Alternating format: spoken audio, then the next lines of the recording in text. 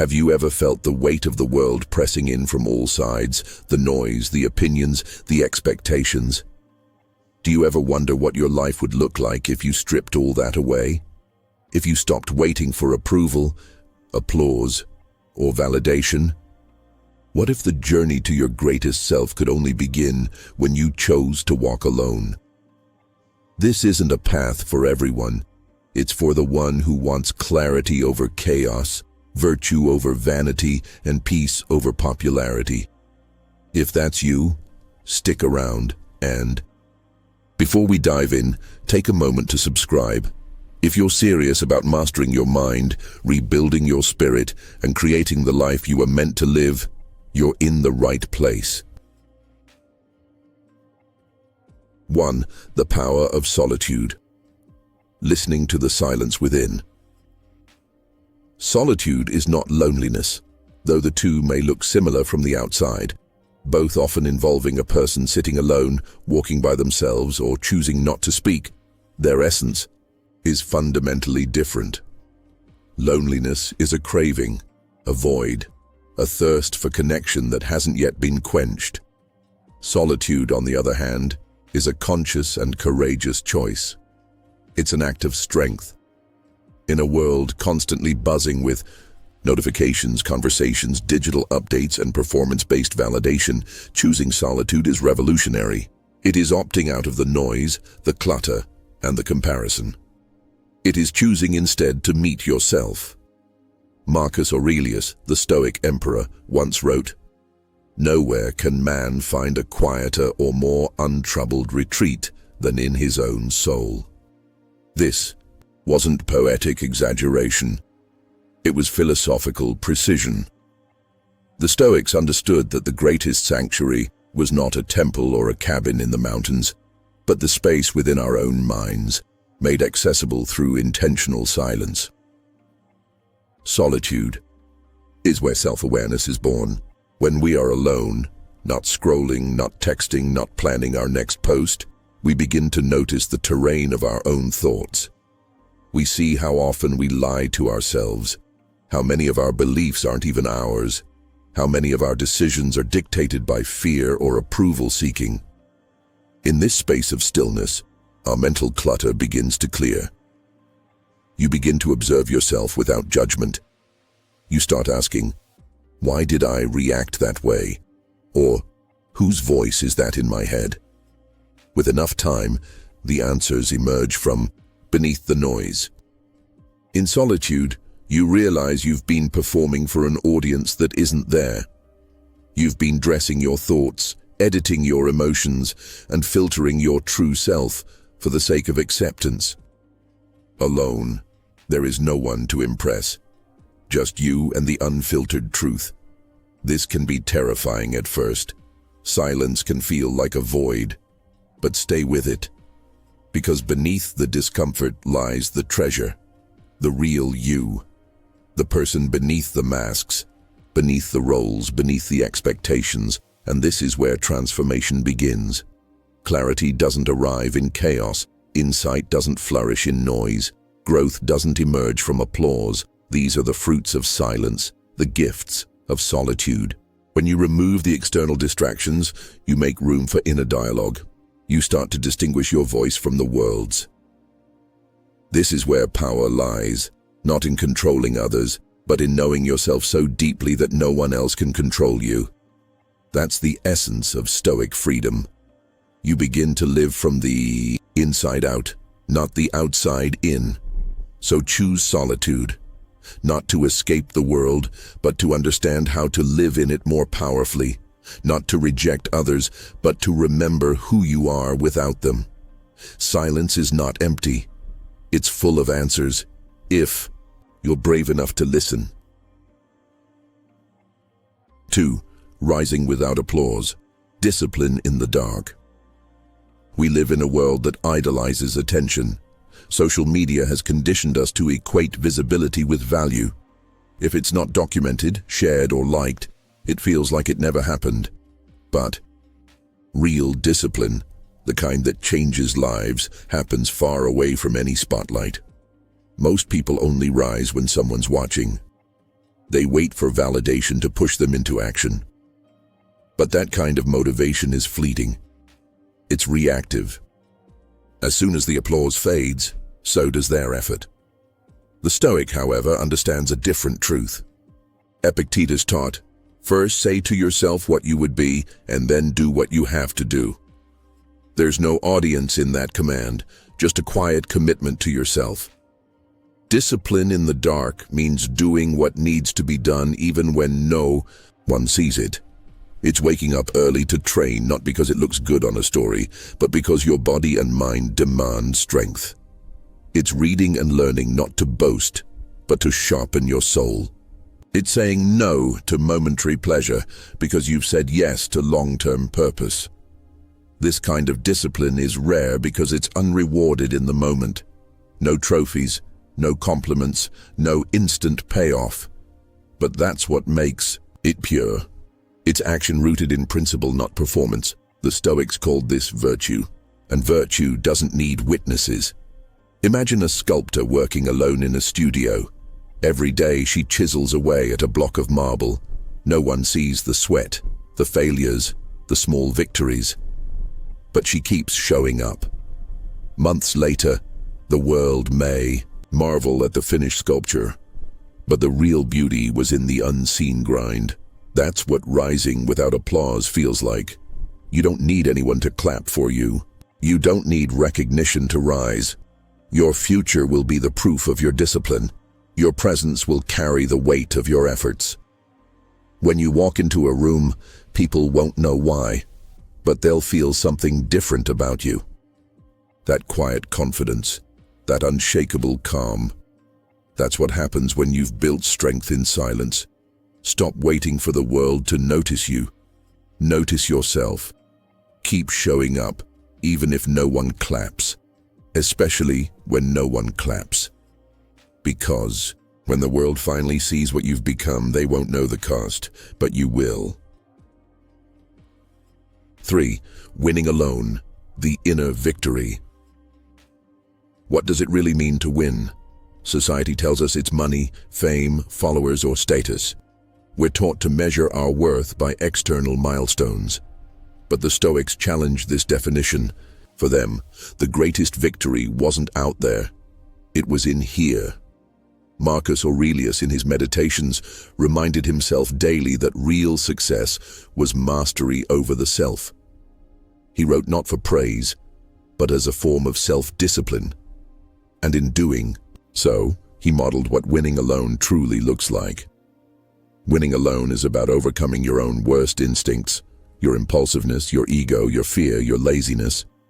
These are the true enemies, and defeating them doesn't require a stage.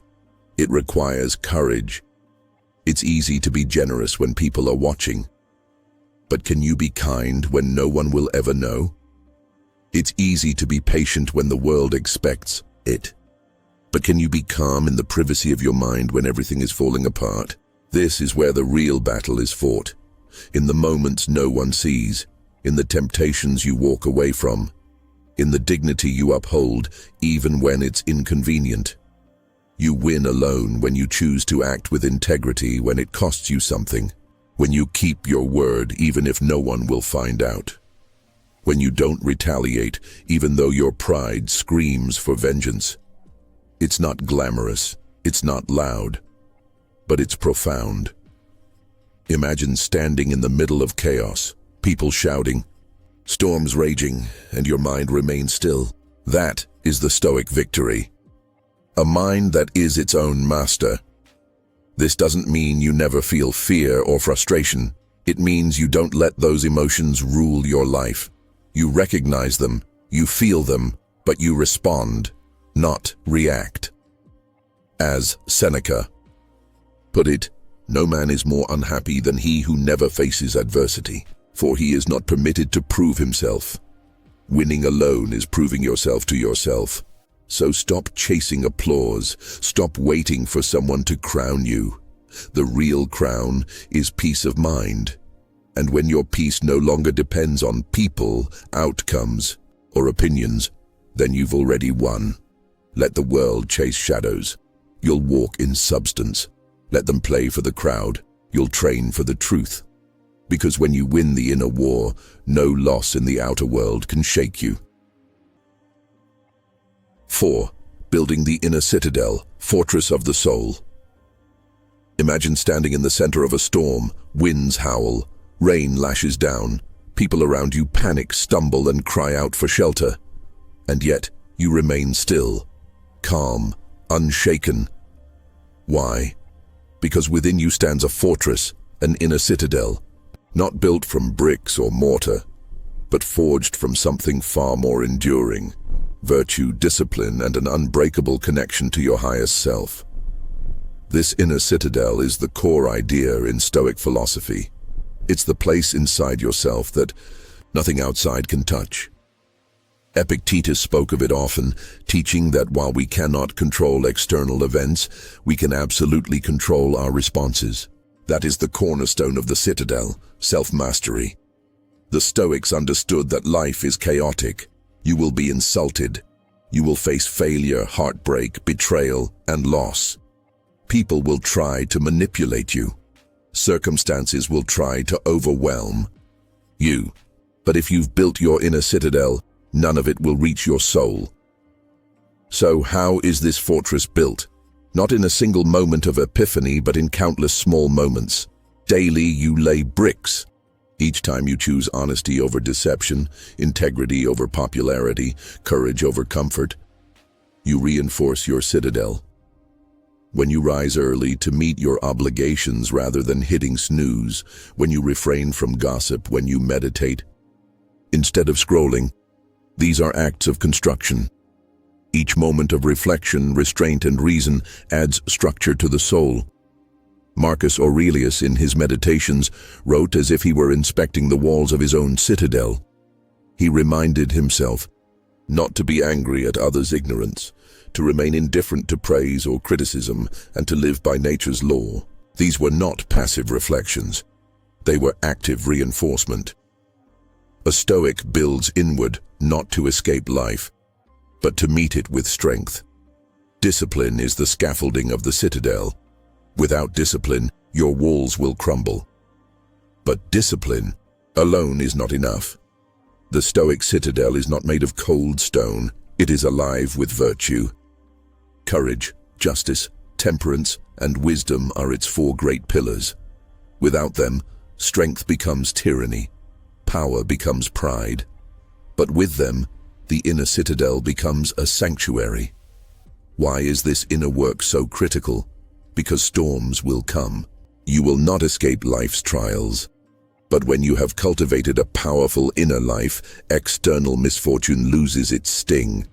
Imagine someone insults you. Without a citadel, you react. Anger, hurt, revenge.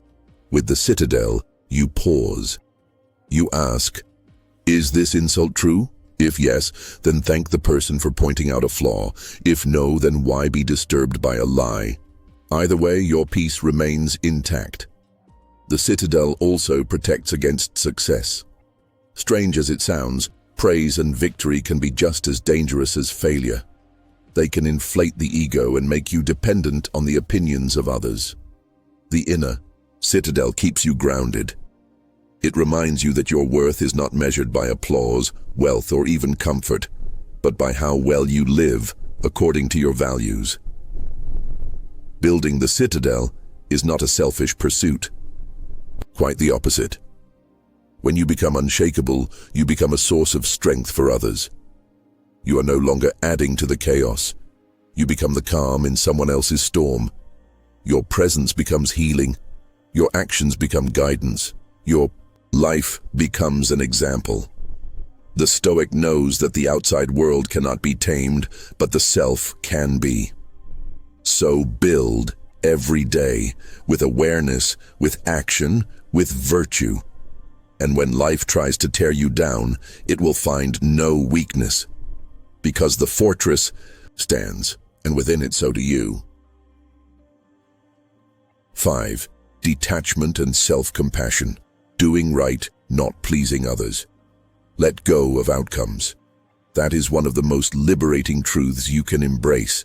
Not because outcomes don't matter, but because they're not fully in your control. And a Stoic does not build their life on the unstable ground of what they cannot control. Instead, you're here to live with integrity, to act according to your principles, regardless of whether the world notices, rewards, or agrees. This is the quiet rebellion of the Stoic, choosing what is right over what is popular, walking your path even when no one claps, even when everyone criticizes. The Stoics didn't seek applause. They didn't perform for others. Marcus Aurelius wrote, "It never ceases to amaze me. We all love ourselves more than other people, but care more about their opinions than our own." The contradiction is real. We often betray our own conscience to gain the fleeting approval of others. But what is approval worth if it costs you your soul? Detachment doesn't mean apathy. It means committing fully to your actions while releasing the need to control what happens next. You show up, you speak your truth, you do your best work, and then you let go, whether others recognize it, criticize it, or ignore it. That's their path, not yours. This detachment gives you immense power. It makes you immune to manipulation. If someone cannot control your need for praise or fear of rejection, they cannot control you. And when you no longer live to please others, you begin to live truly. Yet there is a danger in this solitary strength. Many who begin the Stoic path confuse discipline with self-punishment. They become their own harshest critic. They push, strive, demand, and when they fail, they lash out at themselves with words sharper than any enemy's. But this is not the way. Self-mastery is not born from self-hatred, it is born from self-respect. You are not a project to be fixed. You are a person to be understood, trained, and supported. This is where self-compassion enters. Walking alone does not mean walking against yourself. It means walking with yourself kindly. It means when you stumble, you learn. When you fail, you reflect. When you fall short, you recommit. Not with shame, but with understanding. Discipline and compassion are not opposites. They are partners. Discipline sharpens your edge. Compassion makes sure you don't cut yourself with it. Discipline says, "Get up and try again." Compassion says, "It's okay, you're learning." Together they create a path not only of strength, but of sustainability. When you treat yourself with compassion, you become more resilient. Shame paralyzes, compassion empowers. The Stoic knows that to continue improving, you must be honest, but not cruel. You must hold yourself accountable, but not to impossible standards. Remember, the goal is not perfection, it is progress. To wake each day with the intention to do better, to think more clearly, to love more wisely, and to respond more justly. That is enough. That is everything. So let go. Not out of laziness, but out of wisdom. Let go of needing to be liked, needing to succeed, needing to prove. Act with virtue. Accept the result. Then act again. The Stoic's life is a quiet triumph. It's not showy, it's not flashy, it's a life built on a foundation that no one else sees, but that you feel in your bones. It's the quiet satisfaction of being true to yourself. And that, more than any applause, is the highest reward. The journey begins alone. So where does this leave you? You walk alone. You rise without applause. You win without witnesses. Not because you're disconnected, but because you're becoming whole. In the end, you won't need anyone to tell you. You've grown. You'll feel it. You'll know it. That's the Stoic path. That's the journey of the few. If you're ready to keep walking, keep rising, and keep winning, subscribe. Because the world may never understand your path. But here, you never walk it alone.